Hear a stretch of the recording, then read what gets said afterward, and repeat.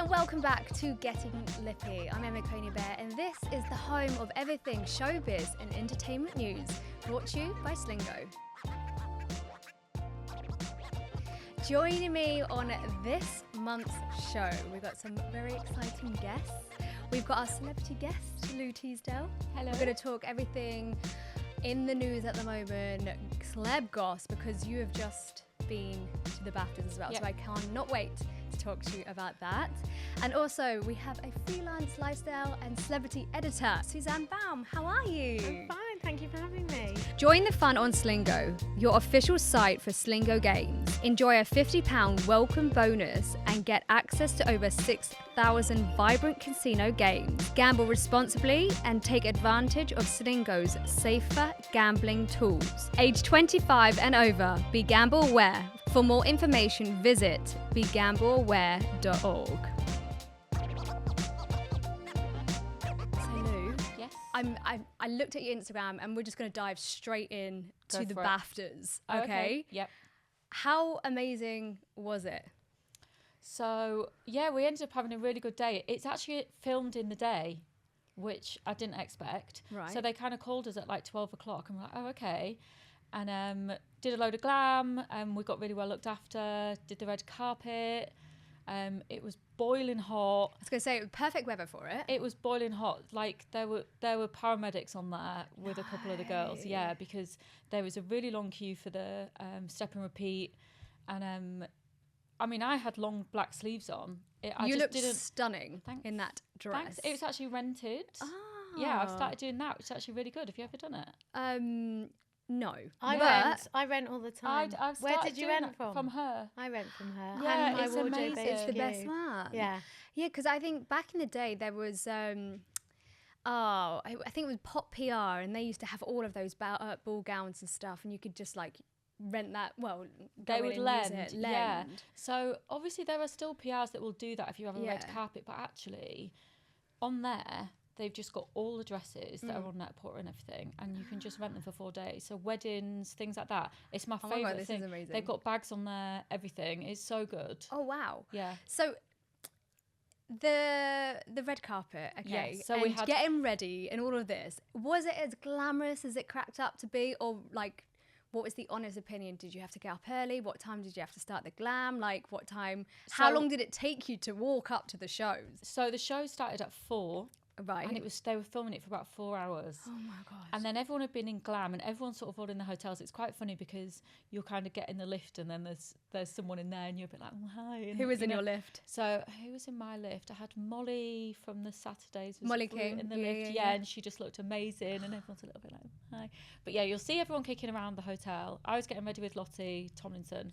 And she's a really good friend of mine. I've worked with her for years. And so when we get invited to stuff together, we'll generally accept the invite because you know it's going to be fun. So yeah, it was a long day. And so we didn't actually make it to the party. We were really boring. I know. We did the dinner. I was wondering. Oh, so the dinner. We did the dinner. The show goes on for about 4 hours, and then you do the dinner straight after. Yeah. Is it in the same place? Like, yeah. Oh, okay. So when you go in, is it round tables and you sit at the table or anything like that? Or no, we were just in the theatre for the show. Yeah. And then 4 hours, my God. 4 hours, and everyone was starving. I tell you what, when you watch, really wanted a drink, yeah, and then sort of just waiting for their dinner. Really, obviously the people who are winning and stuff like that are celebrating. It's amazing, but to watch it gets long. Do you think some people sneaked in a couple of hit flasks? I think people would just leave it. Just leave it. Yeah. How do you sneakily leave though? You can just leave, yeah. But we really wanted the dinner. Yeah, of course. I mean, if you've been going since 12 o'clock, you would have been absolutely like, starving. Yeah, we were starving, and it's always quite fun. So we went for the dinner, but yeah, we didn't end up going to the party. We were really boring. Where was the party? Is it just like all in the same bit? Oh, it's all in the same. And where was it? The Sea Containers? It was the Sea Containers where we got ready, but it was. I don't want to say the name name of the venue. It isn't the Royal Albert Hall. The Royal something hall. It's right on the river. On South Bank. Yeah. I think it's really beautiful venue. There's a theatre in there, and then where the party is, all in just sort of different parts of the building. Was there anybody that you saw that you kind of was a bit like, oh my God, that's that celebrity? Like, and you get a little bit nervous. But you know what I'm like, right? And this is how I've always been. you know, when we used to tour and stuff, they were the biggest celebrities ever. Yeah. Like everyone had kids that wanted to come see One Direction. Like literally, like the Obamas would be there. It wouldn't get any bigger. Wherever we were, there'd be huge celebrities. I would get very used to it. But then, like, me and Lottie would see someone off Towie and be like, oh my God. Do you know what I mean? Yeah. And we were exactly the same on the red carpet the other day. There was like Jeff Goldblum. There's like some amazing actors were there, but we were just buzzing off thingy off Maths, the expert. Mel. Oh, yeah. That's so funny. We always have been like that. A couple of years ago, or maybe it might have been last year, I was DJing at, I think it was like like a couple of days before they invited some of the award attendees and all of this. And I was DJing. And I don't normally get nervous in front of like celebrities, like they're normal people. But then RuPaul came over and he was like, "Hey, doll," and I was like, "Hi, love you." Fell apart. Yeah. Completely fell apart. We're exactly the same. But that's the thing. I interview celebrities all the time. That's my job. And people go, "Oh my God, you never look frazzled." I mean, half the time I didn't really know who they are. But then the big ones, like the Wimbledon winners, like for me, Andre Agassi, that's when I sort of faded. Yeah. He was my pin-up boy. You just wouldn't know. It's like some of these people that you talk to, and then it's like, oh my God, why can't I function? Yeah, exactly. That happens to me from time to time. But I kind of think you just kind of take it in your stride, because at the end of the day, they're just like human beings that are... For me as well, quite a lot of the women, like Molly, for example, and there were a couple on the red carpet, we follow each other and we'll sort of reply and say, "Oh, I like what you're wearing there," and just kind of keep in touch, but we've actually never met. and sometimes at those things, then they're sort of in front of you, like, "Hiya, it's really nice to meet you in real life." Yeah, exactly. And they always say to me, "Oh, I didn't think you were going to talk like that." Why? How did they think you were? I don't know. I think it's because I'm Northern. They always say it. Oh, really? Yeah. Well, they're not aware that you're Northern, or... Yeah, I don't think so. Wow. I know. Yeah, but Northern people are always extra friendly anyway. Yeah, Northern's always nice. Yeah, Northerners are so much nicer. So, Lou, let's just take it back. So, you were the hairstylist for one of the biggest boy bands ever, One Day. Now, like exactly what you said there, they had a mass fan group and you went on tour with them. What was it like? Was it just bombardment of fans? What were the One Direction boys like? Was it just chaos? It was crazy, but it was, I mean, we were so lucky. And it was like, I actually met them when I was pregnant, and I didn't actually work on the X Factor that year. I worked on it for about 5 years, but I actually didn't work on it that year. I was just working with Ollie Murs. Quite often, a few of them would get signed and do really well, and then you would just sort of stay with them instead of going back and do the show. But I ended up doing their tour, and it was when I was pregnant, and there were a lot of big signings that year, and I thought, oh, I just like them lads. Like, they're really down to earth. They're really nice to me. They like how I do their hair, kind of thing. So I always kept in touch with them. But I went off and had a baby. And then they just sort of kept getting bigger and bigger. And sort of said, I think with hair as well, that's everything to them. That's their image, is then their confidence, which is everything to the performance and being on stage and things like that. So, they start to get to a point where like, we want this to be right and we want you to do it. And they actually took me on tour with my little girl when I had it. Yeah, so she was a little baby. Yeah, and they were just so down to earth, and they were so young. I think they were used to having their families around. How old were they at the time when they went on tour? Well, Harry was only 16. Oh my God. Yeah, and then Louis, the eldest, he was like 18, 19 at the time. But yeah, they were so young, and then again like Northerners. So I think we really connected off that. Yeah, and it was a little bit like we sort of all sort of planned to go away for it. This is a 6-week tour, and you sort of say bye to everyone for that long, and kind of didn't really come home for 5 years, really. It just kept. God. And with me and my boyfriend at the time, Lux's dad, we sort of said, as long as it's working and we can make it work, then we'll keep doing it with her and see how it goes. You've travelled the world with One Direction, and possibly an amazing way to see the world in luxury as well. Yeah. I mean... Yeah, we were so well looked after, and like, I mean, me and Lottie joke about it. So Louis' little sister came and worked for me a couple of years in, And she was only 15, 16 at the time when she came, and we used to be like, when we look back now, we would be in, I mean, what, it just wouldn't even matter what country it was. We would still end up just going to Zara and and you know, just doing the same thing. And we're like, God, if we went back now, we probably would make the most of it a lot more. Yeah. But when you're moving country every day, you really do only see your hotel. And again, with the fans, wherever we were, there was a One Direction concert happening, which is why we were there, which then creates a really concentrated area of One Direction fans. Yeah. And it kind of felt like they really were everywhere, but really they were just where we were because they were on top. Do you know what I mean? Yeah, so yeah. it kind of felt like that was life at the time, but really when you came back home, it wasn't like that. It was around the hotels and stuff. It would be really crazy. Oh my God. It's like I'm totally addicted to watching the Kardashians, and like they always have fans and paps everywhere. Like, was it like suffocating at one point to be like, oh my God, like, can we just leave and get out the hotel without it? I think what they feel, we didn't feel, because we felt like that on tour, but never to a point where it was like, oh, we can't live like this. Because I think we did always really appreciate what was happening. Yeah. We were really lucky to be there. With my daughter, I mean, I never really got too stressed with her. Was she with you the whole 5 years? Yeah, so her dad would bring her to me, and I'd maybe do a week without her sometimes. Yeah. But then I'd just get upset and be like, can she come back? Or my mum would bring her, or someone would bring her for me that I knew, or my sister or something. So we just always figured it out.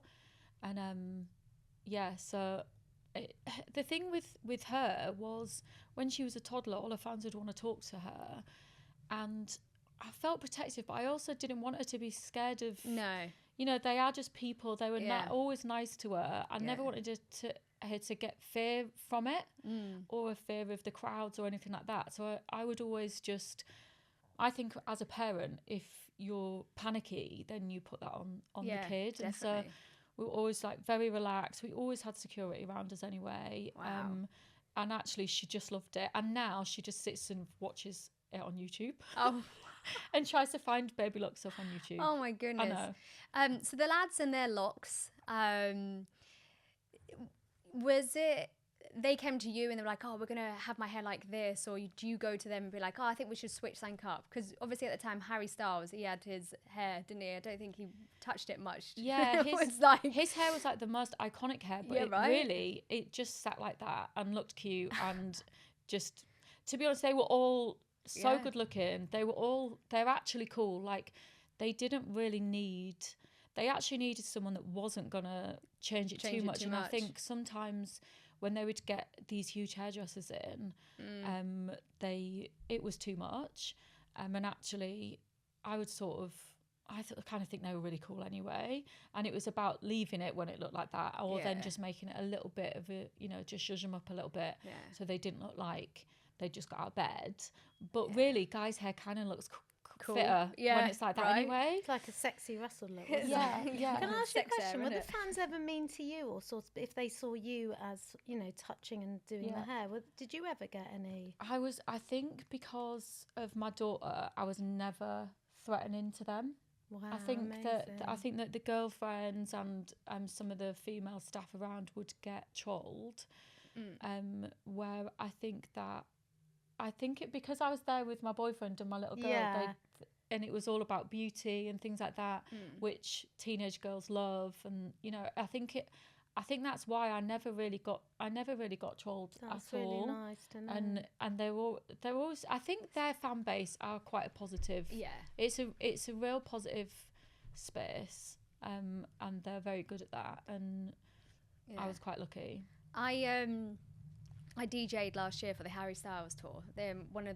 At Wembley, we've got this private box, and I DJ'd there. So I was there for 4 days, and I tell you, his fans are just, they adore him. And I mean, to be quite honest, he's growing up a bit. He's starting to look buff now, Harry Styles is. I think with his solo tour, I think like as a brand, what he's created is, it really like embodies sort of being yourself, being Love and happy, Tour, wasn't it? being loving, Oh, and that whole vibe, and it's just an arena full of kids, like feeling that, and I think it's quite amazing to, you know, he's a music artist, but he really created this sort of safe space, and it's about mental health, and it's about supporting each other.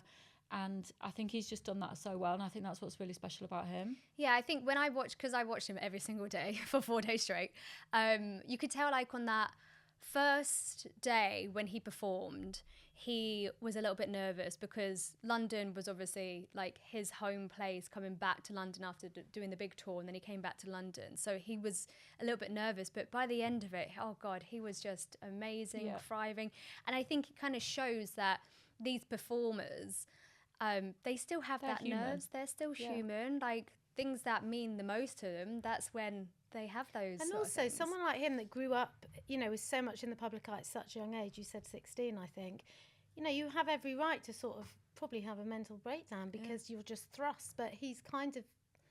Or become like inhuman. You know, like a full robot, of just like, you know, yeah. Because I watched The Weeknd as well, and he was just an amazing performer.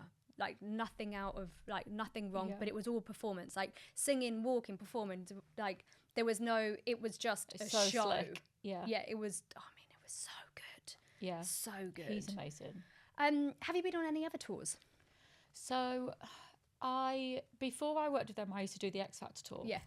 And so that was always really fun because it was like the final 8 acts. And back then, it was all anyone cared about was X Factor. Oh my God. The hype around X Factor. It was my life. Like, do you remember the Jedward stuff? Yeah. That was like crazy days. Oh my God. Did you style their hair? Yeah. And they never I changed did that. it for 10 I did years. that, They yeah. never changed it. Oh my God, I interviewed them in lockdown and they were living with, Tara. With Tara. It was the most random interview. Tara Reid, wasn't it? It's funny that you... It's random. It was They the went most in Big Brother random with her. interview. Yeah. Right, and then they got really friendly. And I remember I was asked to interview them. I can't remember who for. And Tara was in the house. Yeah, so that it's is just so like, random. this is weird. And It's then very when Big strange. Brother was just on, they were there with Gemma Collins. Did you see all that? No. They were there with Gemma Collins and then talking about Louis and all that. They're quite funny. They're like, they gossip. Oh yeah, I'm not surprised. Was there any goss from like the X Factor, or was there any like proper divas when it came to makeup and hair or anything like that? What was always really hard for me was there was only one of me. Yeah. And what would happen was they would come off the show and maybe the top 4, sometimes 5 acts have been signed by the record label. And so I was booked by the record label for the signings. I couldn't do everybody's hair and makeup for that tour. It was the people who were signed were getting looked after essentially by their label. But they'd just come off a show where everyone got treated the same. And no one would tell them that. They would just leave that for me to deal with when we'd be in the room, which we had some protests where they'd be like, I'm going to go and look in a mess then. Like, and I'd kind of like, do you know what? I'm going to help you. Do you want to go through this? You can use all of this stuff. Let's do it, but if, do you know what? I will do you, but we're going to have to get here at 6 because I'm starting this person. And it would just have to get earlier and earlier. I couldn't do everyone at the same time.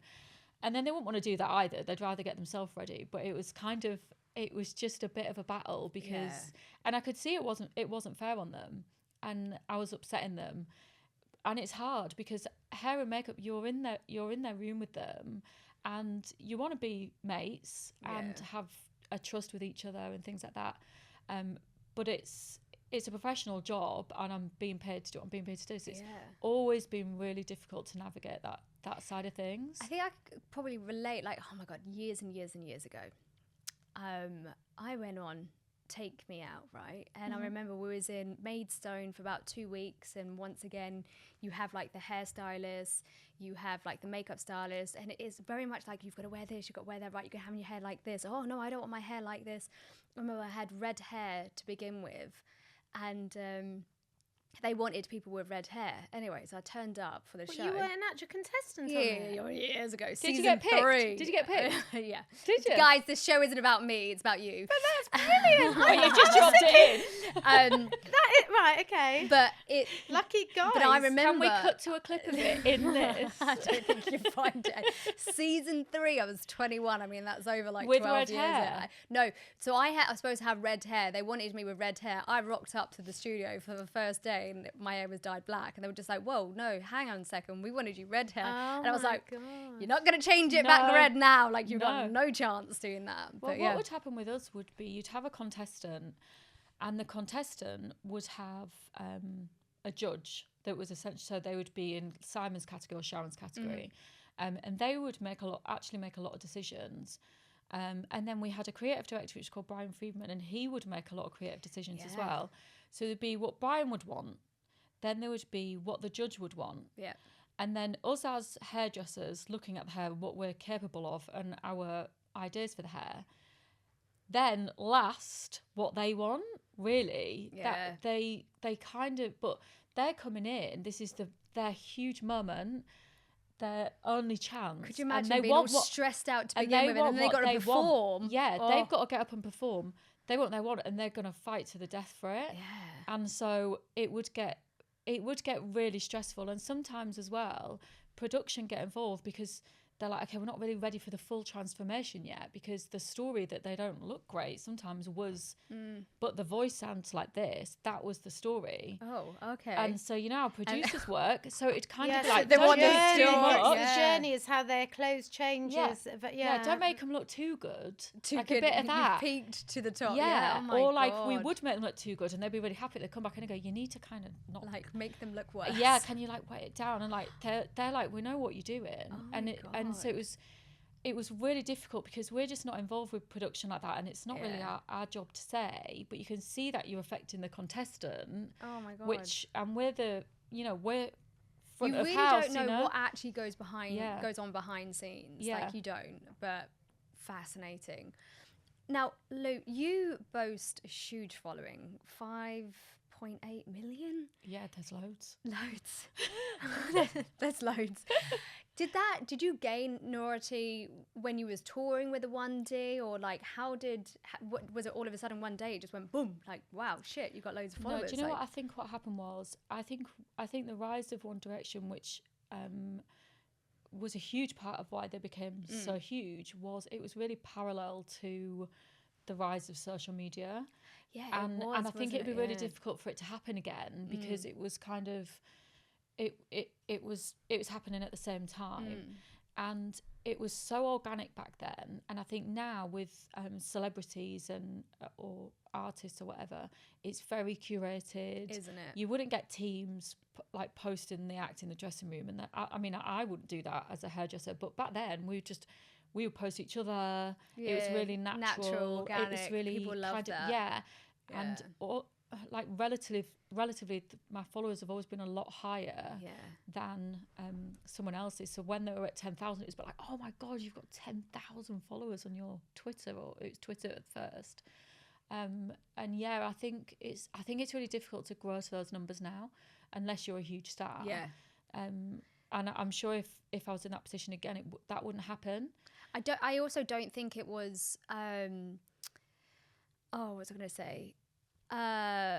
When it comes to like Instagram, you know, for it just to boom, I think people which go on to TV shows such as reality TV shows, I think maybe the first couple of seasons of like Love Island, you saw these people just go, whoa, like 1 million overnight. But I don't think it's so much like that. No, I think the guys coming off that now really have to grow their own thing. Yeah. And it takes a few years now. Where some of those seasons of that, people have come off and they've got 2 million when they come out. But I think the show actually stopped that one year. They stopped them having their own Instagram. Really? Yeah. Which show? On Love Island. Oh, I don't know. There was one season where they sort of hid all of their Instagrams. It was the season that Was it quite recently? yeah, it was the one, what was she called? Oliver was on it. Was it and stop them to Stop the them trolling. from being trolled? Yeah. I think I don't know. I assume it was some sort of duty of care, yeah. But actually, I don't think it's good for the show if they come off and disappear. No. Yeah. I think it's good for the show if they come off and they're quite big stars. And It's like, I don't know if you saw My Mum, Your Dad with Davina. Davina, So yeah. I love that show. And did you see it? No, So I didn't, but I watch know that. It was really, I thought at first, it's a bit cringy, but actually I loved it. I thought it was really lovely. And afterwards, a couple who actually got together, they then created a joint Instagram account, and they just and they stayed together, and it kind of built and built and built, and it was kind of like following a love story, which that's lovely. That's really I cute. think that's authentic. But I do feel like nowadays Instagram, it is just a platform for marketing, really, isn't it? It's like brands come on, they want to have this, this, and this, and then influencers and creators realize, oh, actually, this is what brands want. Okay, so I've got to make sure I post 3 times a week. Got to make sure that I do a couple of reels, Instagram stories every single day. Keep the interaction and engagement going. I mean, I don't know about you, but I get to a point and you just go, oh, I'm bloody knackered. Yeah, I'm too old for that shit now. So my job, I write on a lot on mental health, a lot on non-filtering pictures, a lot on, just being yourself, and that has become, more and more vital to put out there, with so many people filtered images, fake stories. And I just feel it's so important. I mean, I have 3 sons, but I think if you have young daughters, the whole body image thing and everything's so important to realise there's just so much fake stuff out there. I do think as well, though, social media has obviously the trolling and the filtering is the sort of negative side of it, but I think that social media is actually a really good place where these conversations happen now, and they weren't happening before. And I think they're actually a really good place to talk about mental health, talk about body image, talk about bullying. As long as people don't... But then you get the creators which go, oh, this is a great topic to talk about. It's mental health and all of this. And then they try and harness that. Not qualified, You know what I think is really scary on social media at the moment is AI, right? So you actually have influencers which are AI, and these... females look so natural, not natural, far real. from natural, but so real. Yeah, I heard there's going to be a Miss World AI, which is totally confusing. I mean, it's like... I don't get it. No, that I don't get. I don't get it, no. But there's definitely more rules and regulations being put into place. Like, if you're using filtered, you've got to write a statement there. If you're using AI, you've got to write a statement. I'm married to a trademark lawyer. If I ever have a sponsored post, I know you have to put hashtag ad. Yeah, oh God, otherwise it comes down on me like a ton of bricks. Yeah, love definitely. That for you. You've got that little in-house lawyer Yeah. to sort out your Yes. content. That is smart. Well, he doesn't sign my content. He tells me the legal stuff. Well, I was going to say, in terms of like being a journalist, you've got to make sure that you don't write wrong things, you know what I mean, like defamation and stuff like that. Misquoting's the worst. Oh, really? If I write a story, especially, well, I won't mention it on here, but there's some titles and I just won't write for, because I'm, well-reputed journalist. I've never really, thank God, misquoted anyone, done anything wrong, and they spin the headlines. So if I've interviewed, before we were talking about Big Brother, say if I interviewed Ekin-Su, for example, and they spin something she said and then it makes me look bad. So now I refuse to, clickbait is the problem. It's the ones when you go onto like your Apple News in the morning, it's like Stacey Solomon's devastated by the loss of. Yeah. And it's just like her sister's cat. You know what I mean? Or her toothbrush. It's just like you click it onto that, but it is. That is the future of media, unfortunately. Clickbait is pretty much now everything's online. But I do feel like it's getting better, to compared to what it regulated. was. Yeah. It has to be more regulated. And we are so much more better than the US anyways, aren't we? I think in terms of paparazzi, we don't really do that. There's definitely rules and regulations for that. Getting involved in people's lives as much as, even the news of the world with that phone scandal and all of that, like we've cut all of that out. So we are definitely making moves in that sort of way. Which we have to do.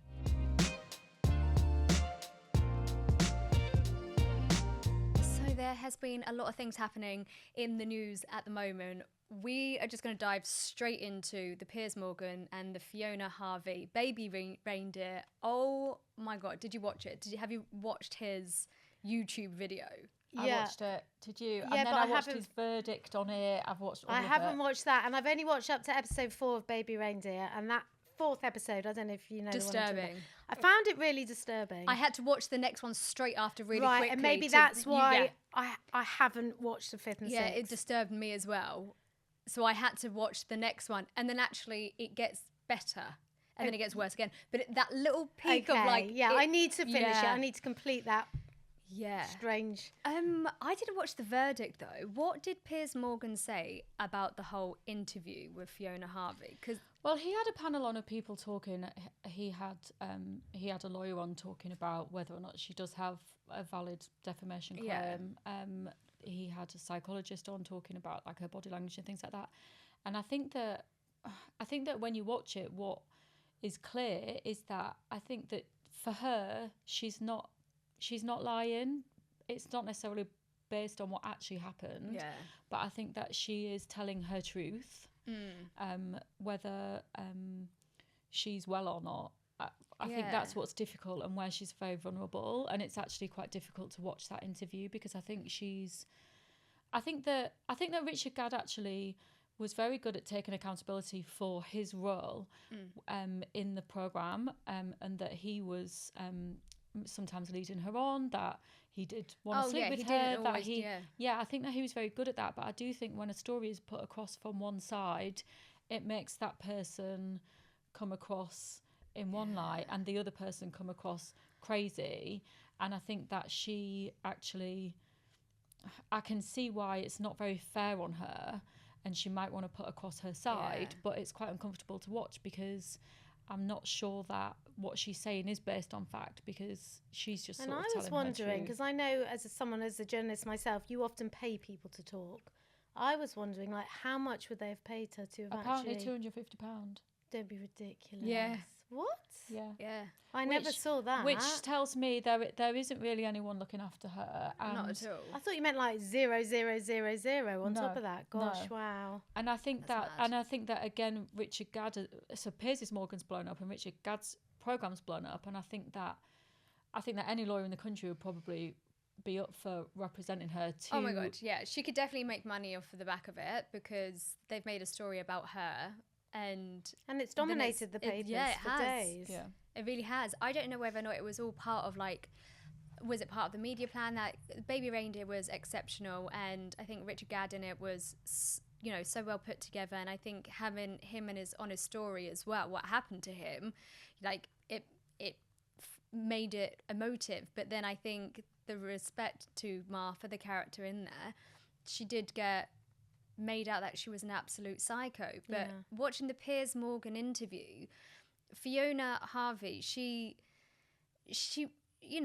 was put together in the sense of like she didn't look nervous. She directed all of the answers to the questions, but exactly what you said, whether or not they were 100% true, I don't know, because surely there is an account of how many emails actually got sent and how many tweets. And I think Piers Morgan didn't want to basically do I'm going to trip you in it here and like make you admit to things. She just was a bit like, oh no, I've only sent a couple here and a couple there. I think it's like pulling little white lies and not thinking it's a big deal, but actually in terms of how many things that she sent, it was just I hope that he settles with her and rather than a big case that she brings against him for defamation or something like that, hopefully that he can be human about it and make sure, and Netflix should as well, really make sure she's being looked after. Surely, and totally. also,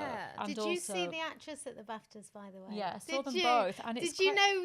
Was it strange? Well, what's funny is those all of those huge celebrities on the carpet, and everyone just staring at them too.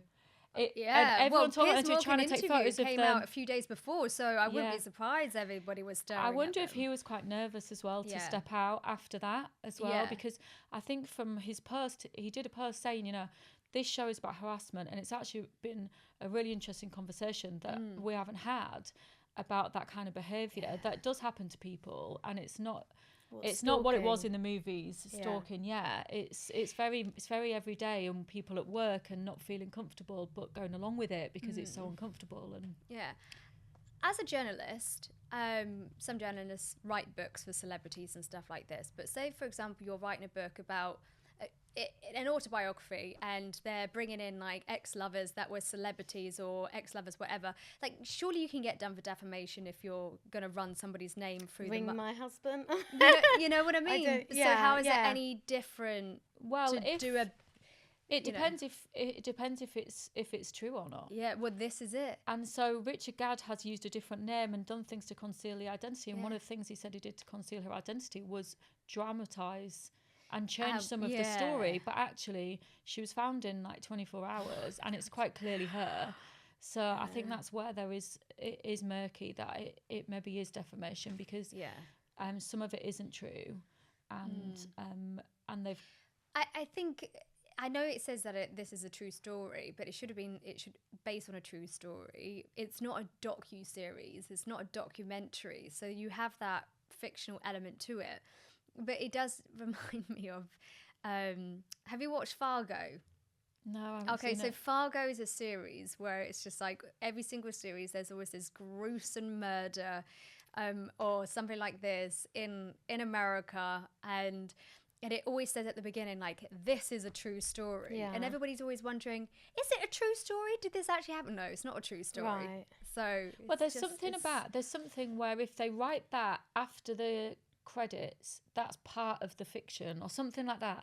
Well, they can get away with it. Yeah. But it's still number one on Netflix. Before I came on here, I was actually looking at the shows, and it's still, it's still... I mean, do you think it would have been as big if it was a documentary about what happened to him, or the fact that it's a drama is why it's so good? Yeah. But it's him, and it's sort of reality, but I know. I think being a drama fictional. gave it the drama, basically. I want to know what happens next, though. Imagine if it's all a setup. Oh my god! Imagine if they go, ha, got you. Wow, yeah. her as well, and Piers Morgan's like, what the hell? We finally got one over you, Piers. Yeah. Could you imagine? That would mess everybody's heads up massively. Yeah. Talking about other shows on Netflix at the moment, Selling Sunset's The OC, new season is out. Do you watch it? I watched Selling Sunset because I interviewed all the cast. I started to watch The OC, but I don't like it. I loved Selling Sunset. I think it had a really clever... The one in LA. Yeah, it was original. It was the first of its kind. You got to see into these massive properties. You know, I spent a lot of time interviewing Christine Quinn. She's Mary great, isn't she? Fitzgerald. Have you met her in person? Can I just tell you? Yeah, I met her in person. She is so nice. I'm not surprised. And and she came to London and we had dinner and stuff. And I don't really mix with celebrities at all, but she was so lovely to me. And during COVID, both my kids were on campus at university with COVID. And I happened to be on Sky News saying, it was a story at the time that university kids were locked down. Yeah. And I was on Sky crying that I had one in Birmingham, one in Leeds, both really ill, locked in their rooms. She saw the clip. And she's asked me for their addresses, and she sent them gifts whilst they were in lockdown. And she played this Wicked Witch thing. Mary, not so nice. Oh, really? I didn't really warm to everyone. There's never anyone in interview that I don't warm to. But the Jason and the other guy, his twin, they were very cold, interestingly enough, because they weren't warm interviewees, which was quite... Well, they're the brains behind it all. But also, I don't know if... so focused. Like, it's not like this is a lifestyle interview. That's all it is. And I never ever I rarely come across people like that. So it kind of put me off watching. How tall? Sorry, I'm obsessed with Christine. Okay, my how husband. Tall is she? Because she's I thought you meant the brothers. Oh no, ask about the men. No. They're short. Probably. So when I had dinner with her, she had really high heels on. Yeah, she does. She's probably. I was going to say she's. Because you're quite tall, aren't you? I'm about 5'6". She's very tall. She's probably nearer 6 foot. Oh my! And then she wears the heels as well. Yeah, and I'm not sure if her hair's her own, but there's definitely there's definitely a lot of. But she was so lovely. It's so funny because a load of the cast actually come over to the UK and they're like, "Oh, London, you've got my heart." Because like Emma Herman, yes, she came over and Cashel came over. Yeah, but they really do stand out like a sore thumb in London. You know, they're still wearing the they're LA so stuff, so glam. Yeah. And I think nowadays in London, people just like we might have a little design here and there, but we're not wearing big old high heels. We know what London's like. You know, takes forever to get a cab. If you get the tube, you want to wear trainers or flat shoes. Like we're low key. But this is why I think I was saying to you before, you guys, that Buying London's coming out on Netflix, and it's coming out next week, I think. And it's similar to Selling Sunset, but it's going to go into the huge properties in Hampstead, in Knightsbridge. Round by me. On Bishop's Avenue. Oh my God, dying. And I think it starts next week. And my husband used to play football with Daniel, the guy that owns the agency. Right. So we we're not friends, but we kind of know him.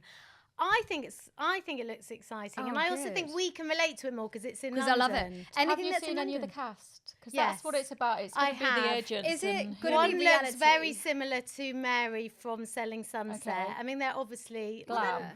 Yeah, the women are very glam. Yeah. Oh, but is it like they're putting on the glam or they're actually Well, glam? this goes back to the Instagram we were talking about. So I'm going to interview them, so I started to follow them all on Instagram. Yeah. They don't have big followings. So that's probably, Yeah. you'll notice Yeah. it from next week. It will probably It'll start catapult. growing. Yeah. It'll This be will be interesting to see. fascinating. Yeah. My twin sister went and worked at Foxton's when she came straight Oh, out of uni. really? So we used to have that little car, and they used to have parties in that. Bloody hated They the used to have Foxtons, parties though. in the empty properties. Well, I'm not No. All the time. surprised. Yeah, or meet Oh my up with gosh. each, meet Yeah, up for a little Foxton would- cuddle. Yeah, because when I came out of uni, I went into recruitment and like Yeah, all Foxtons that were lot. very similar, and it was like but yeah, honestly, wow. Well, that's exciting. I'm excited looking to see forward it. to I that. But it's the that. same as like anything that gets shot in London, like a TV drama. You're like, oh, where's that in London? Oh, I know where that is. Yeah. Oh, Yeah. that's. Oh, I've been there. Oh yeah. Text mum. Yeah, when I was on when I lived on Hoxton Street for a while, because they filmed the Verve there. Oh, I can't remember what the song title is. The music video. Yeah, but that's done on there, and I'm like, oh yeah, I know it. Don't. I Well, can't the help it. baby reindeer thing was actually in the Hawley Arms, which was like my In stomping ground. Yeah, Wow. and everyone keeps Was texting me that going, "Did you know that was in the weird? Hawley Arms?" Yeah, Whereabouts is it in Camden? it's by it's just where it forks off on the high street. It's literally just round this corner, and it used to be so good in there. Did you used to go there? No, I've probably been there, to be quite honest. Yeah. but It just used to be never so really- good in there. Oh. Everyone was in there. Oh my god, amazing! I can't wait for that to come out. Now there's a lot of love in the air at the moment, a lot of rumours. I wonder if they are all true. So Ella from Married at First Sight was caught snogging Bobby Brazier Yeah, I heard this at the BAFTAs. I love a bit of Bobby Brazier. I think he's so Yeah, cute. he's so cute. He's so Surely cute that's and just a bit of cheeky. Don't know. I Bit just of want fun. her to But find then love I so read much. in the Oh, news yeah. today that he then ignored her. But I don't. Again, you don't believe everything you read in the Yeah. news. So that He's he- just so lovely, isn't he? He was I think holding he's too Emily young for her. Atack's He's too hand young up. for her. I think. Oh god, yeah. I think she Plus needs. Ella would eat him up and spit him out. Yeah, I think he'd be a bit of fun, but I think that she needs Yeah. like. A real man. Yeah, and to That's settle not in down. the limelight either. I think she needs just a nice, solid Yeah, I loved plumber. her. And then obviously she was with JJ, and then he's now with Katie Katie Price. I That saw one's the video. wild. Okay, so let's talk about JJ. JJ in Married at First Sight was paired up with Bianca, which was the Italian, very sweet girl. Then he flipped. No, he didn't want to date the girls that he used to always date because he's dated a Victoria's Secret model. I don't see how that happened, but yeah, okay, because I don't really rate JJ as a. Yeah, do you know what? Yeah. He came across as a solid guy, though. I think Oh, he really? came across. I think he came across lovely in that.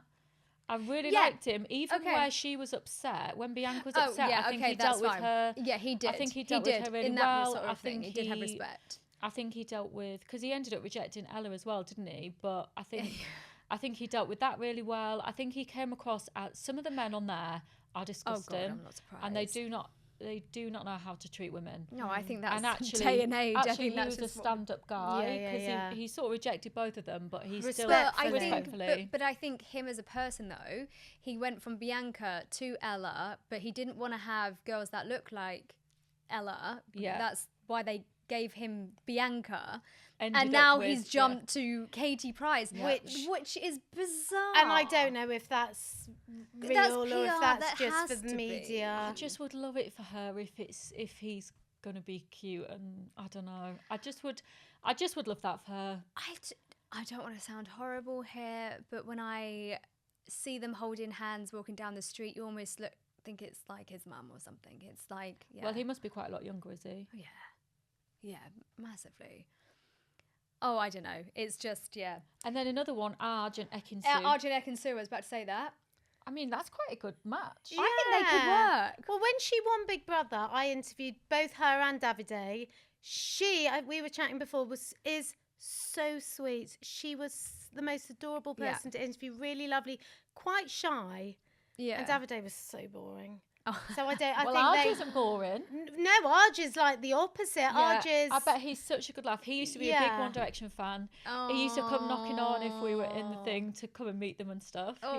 He was really I funny. think Arj is a lovable person. He's cleaned up his act. Like, he looks great.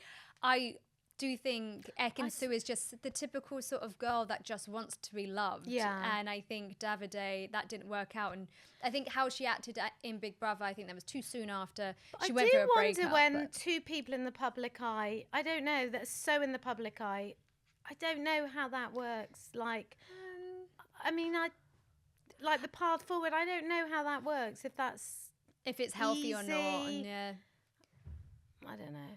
It might make her feel a bit more. I think if she was dating someone in the public eye like him, it might make her feel a bit more secure in the public eye. I think sometimes it does.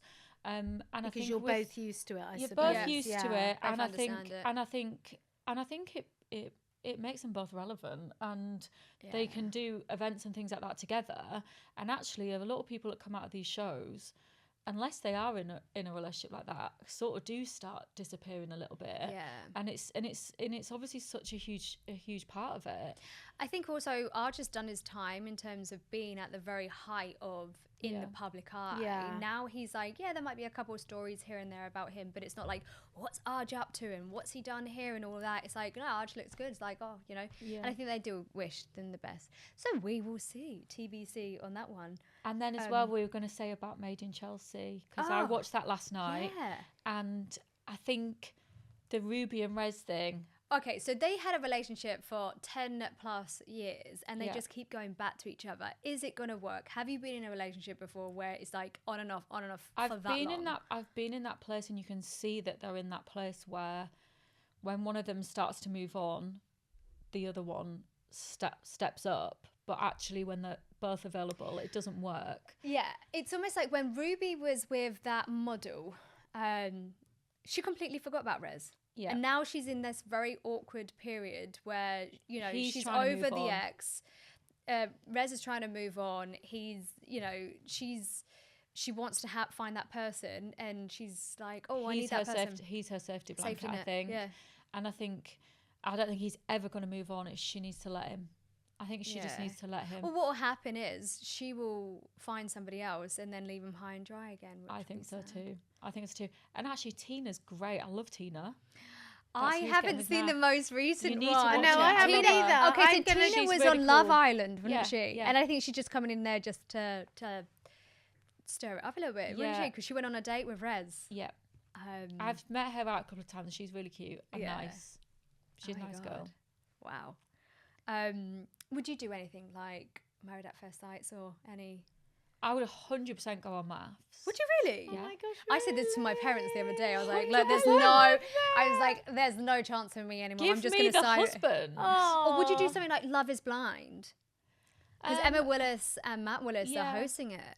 Well, when I've watched Love is Blind, I think as an experiment, they seem a lot more in love with each other. Than communication. Than on maths. So maths, the experts match them. Yeah. And sometimes it's a good match, sometimes it's terrible. Whereas on Love is Blind, they get to know each other in the pods. And by the time they meet, they're really, really in love. And I think it's more real. Yeah, I think it's true because you can be emotionally invested in a communication in text messages and then you might not see the person. But maths is, My friend Amy Christophers, she was on Married at First Sights. So that's the one I interviewed. We went to the race. Is she sports? Yeah. So we went. So after she was on it, we had a day together in a box at the races. Yeah, she loves her horse racing. Yes, and I hate horse racing. She's so sweet. I love her. She's so genuine. She's one of my good friends. Oh, okay. And I feel sorry for her because obviously I know her like background with guys and stuff like this, and she told me she was going on it, and all I wanted was for her to just be matched with an older guy that would look after her because she was the other one which that was just in wants 21, wasn't it? And then what did they do? They matched her with this Josh guy that was like 6 years younger than her, and I was like, that's not going to work. I know it's not going to work. They'd put me with a Duff one, wouldn't they? Yeah. No, I'm not saying yes, they will, but if typical. I went on it. No. Do they If think I they turn do it on around to them, purpose? No, I'd be like, do you it's think they do it on embarrassing for them purpose? if it doesn't work out. So you'd what think would they- be what would be your absolute like? You cannot put me with these people. I what would wouldn't be- want someone younger either. No, I just, no way. And yeah, I want actually, like an adult man. she's Yeah. very mature, your friend. Well, Yeah, that's yeah, the that's impression it. I She got. is. Yeah, like seems Yeah. a lot older than she was. Yeah. Mine would definitely be. Oh no, I wouldn't mind if they were like a couple years younger, but not like 6 years younger. No. And I probably would have to say something about height. I've done enough 5'8" men in my life, and they were all narcissists. Joking. So you want taller or smaller? Well, I don't want smaller than 5'8". Thanks Don't very want much. smaller. How tall are you? I'm 5'5". A few of my boyfriends have been quite short. Yeah, but I've done enough of the 5'8", so no one can tell me that I'm shallow because trust me, I've done them. She's tried it. They don't She's work. tried it. I've tried it. Do you know what? I've got a thing as well that's really similar to what you just said. The two of my boyfriends that have been obsessed with the gym are the narcissists, and I think that's a direct correlation. Straight away, narcissist. And so I'd rather have a man like a dad bod. Oh my god, yeah. Don't Give me a mind dad it. bod Don't mind that it. isn't in that. If you're that ever on a thing. dating site, whenever I understand females, they want to look all nice and they put up lovely like photos, but men are just as bad. They'll be like, oh, posing here. If a man sticks his tongue out, no, straight away. Yeah. If a man takes a picture of him in the gym, like, ooh, no, see you later. That's an ick. Like, You I'm need like, a no, man no, with no. a dog? Huh? Is the dog I think picture that's out? an ick now. Yeah, yeah, That's an ick. 100%. Yeah. What? A And friend- when they send you the pictures of their dog straight away. Oh. No, This I is a don't mind friendship. it. I don't mind it. I don't mind it. But like, if the man's got a cat, that's gone as well. Oh, Straight you away. don't like the cats? I'm severely allergic, so Oh, okay. so they'd have to choose from the outset. I'm sorry, I'm looking at the long term here, and if you've got to do the cat or the dog, that cat's going. So. Are you single? Yes, very much. So you're in that dating cycle It's as shit, well, right? It is a minefield out there. How It's do we just marry shit. a lawyer? Yeah, where'd you find them? Well, I got married very young, and we met at university. So Oh, there we I go. know I was That's it. lucky. Yeah, And how long I have you did been it married? all wrong. 25 years. Wow, have you? Oh my god! And then we got married. Oh, congratulations. thank you. Yeah, That's we got married very amazing. young, but yeah. Yeah, I did it all wrong. I was in a relationship majority throughout the university. The last year of university, we broke up. Was together about 4 or 5 years, and then ever since then, I just never found the right person. No. Where Should've were done you the wrong way. at? Huh? Where were you at? At university, Yeah. Portsmouth. Okay. Yeah, believe it or not. But yeah, it's a minefield. It's Are you hell on out there. any? Are It's you on hell any out dating there. sites? I'm on Raya. It's shit though. Do you want somebody from Australia or LA? That's your I've options. had some nice Raya dates. Is it Yeah. from the UK? I don't really match anyone if they're not in the UK. Oh, I know, but why are they giving us people from Timbuktu? It's annoying. You can't set that. I And hate just it. sift them out. Yeah. So, and then I start thinking, oh, I'm going to go on Hinge. And then, because I just want a normal person. And it's just like the shit that they chuck and like give me. I did try Hinge. I did try Hinge a bit, but I gave up. Yeah. But Bumble or Tinder, no fucking That's way. a no. That's a no. We're not there. We're not there yet. Not there yet. So my elder two sons are 24 and 25, and they're on Too young Hinge for me, and Tinder. sorry. No. No, I know. I mean, I was thinking. And they show me the pictures of the girls, which I love. Yeah. And then they're like, Mum, do you like her? Do you like her? Do you like her? I'm like, I quite like now that. Yeah. They're you could open. get involved. Yeah, and that. I'm not getting Hold involved. some auditions. My dad's going My to start kids are paying men tiny to go too. out with me soon. Yeah. But haven't we got a reader's dilemma coming in now? Yeah. Yeah, after. so we can Oh, don't. give don't, some don't. dating advice. Oh my goodness. Okay, ladies, we have a dilemma that I need your assistance with. So it goes. My boyfriend has a girl best friend. I'm yet to meet her as she lives a few hours away. I'm a little insecure about it, but they have been friends since they were kids, so I try not to overthink it. And she has been in a relationship as well, which has made things easier for me. So it means I've not been too concerned to meet her. But she is now single. My boyfriend has taken her to dinner to make her feel better. Should I be worried? He isn't keeping it from me.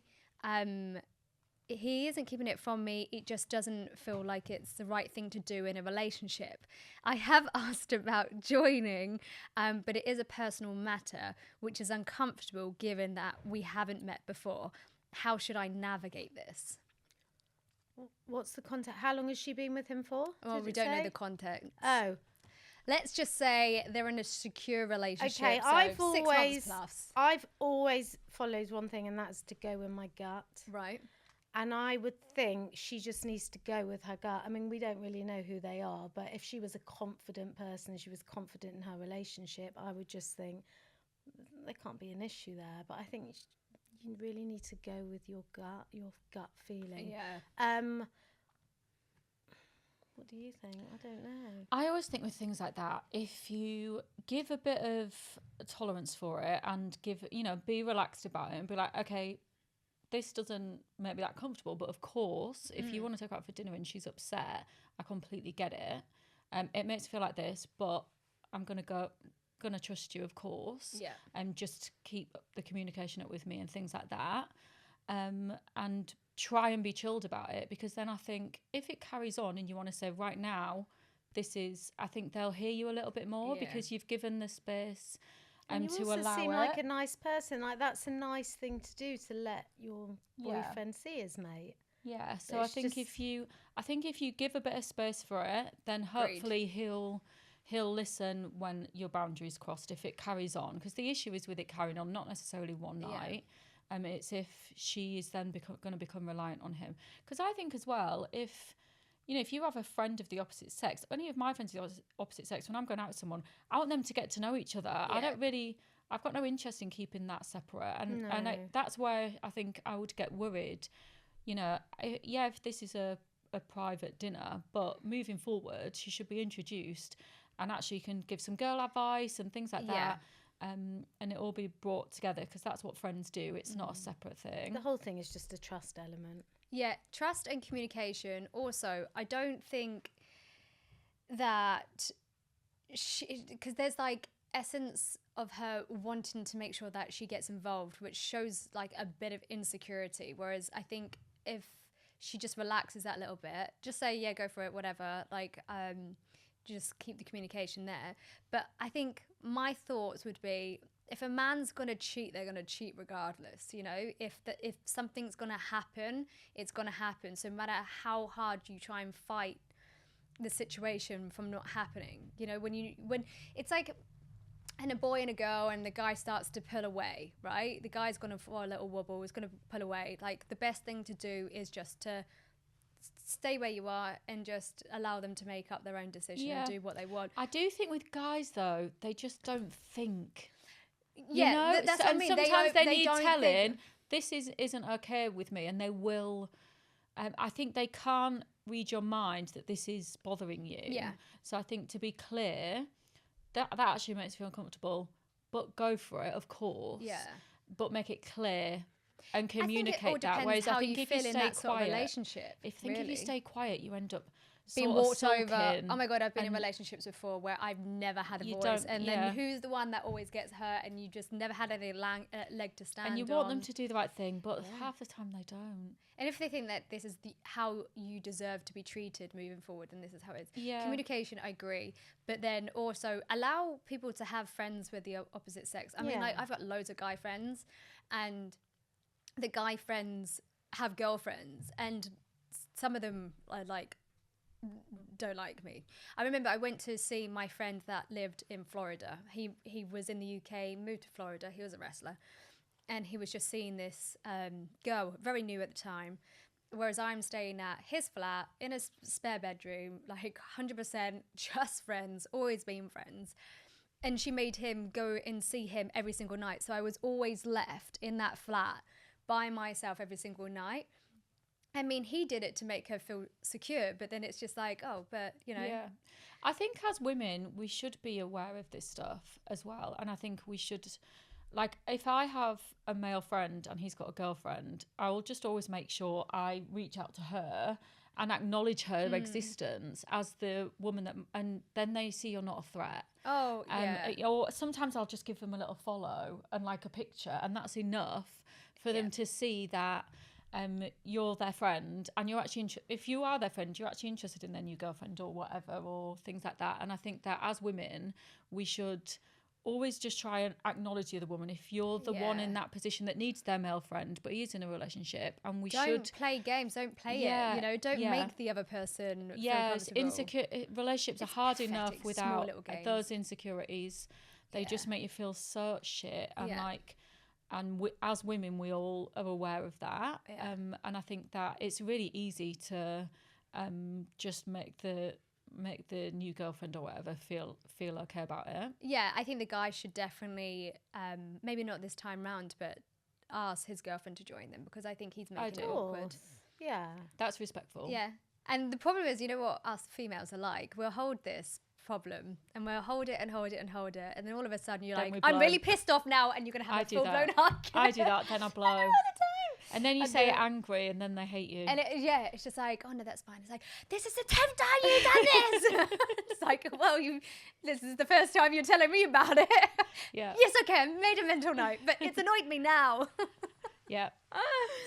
Oh, ladies, thank you so much for joining me on this month's episode of Getting Lippy. Thank you. That was so nice. It was really nice. I think we all gelled so well. Stay tuned for next month's episode of Everything Entertainment and Showbiz News.